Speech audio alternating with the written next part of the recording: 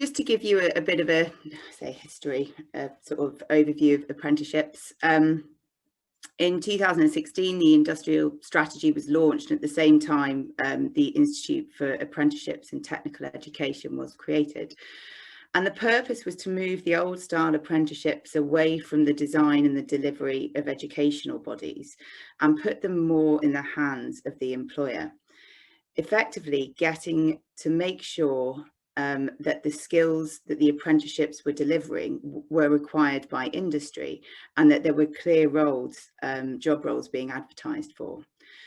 To support this, 20% off the job training was included in all apprenticeships, and that's for that skill development. And this is mandatory.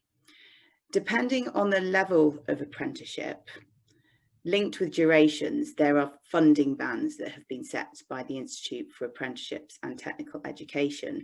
And this is what's drawn down by the training provider for the apprenticeship. So for instance, a level 6 civil engineering apprenticeship funding is set at £27,000 over 5 years. And the level 4 associate project manager apprenticeship is £7,000 over 24 months. And that funding is reviewed every 3 years or so. So who has to pay the levy? If your annual employee bill is more than £3 million, you will pay half a percentage of this into the HMRC. And this is known as your levy pot.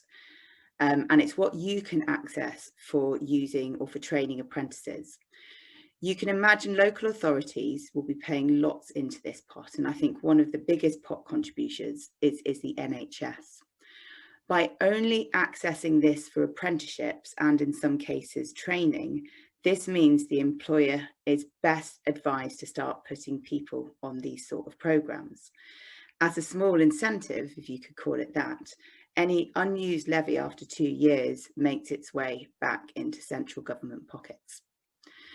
So how do you find out about what apprenticeships are available?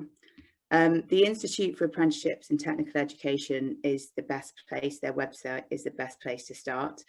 The new apprenticeships are written into what are called standards, and it tells you about the knowledge, the skills and the behaviours that will be developed, and any on programme, which means things that you have to do before the end of the apprenticeship, assessments that need to take place. It will also tell you what that end point assessment looks like, and that will be what's used to see if you're successful in the apprenticeship or not. And generally it's on a pass, fail, merit, distinction basis. To search what categories or what apprentice standards are there, they're set into categories, and these are grouped using Lord Sainsbury's report, but they should be relatively easy to navigate. The groups will be, business and management, there's a construction, and there's engineering and manufacturing, to name a few. What is important is that each standard should allow a progression to an upper level, if that's what's required, or sideways movements as well.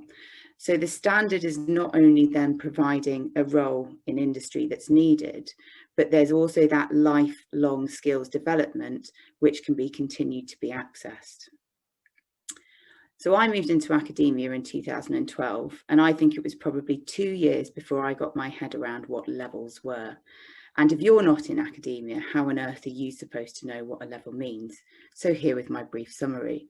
Level 2 is effectively a GCSE. Level 3 is A-level. Level 4 is your first year at university, which might be an HNC. Level 5 is the HND, your second year at uni. Level 6 is an undergraduate degree.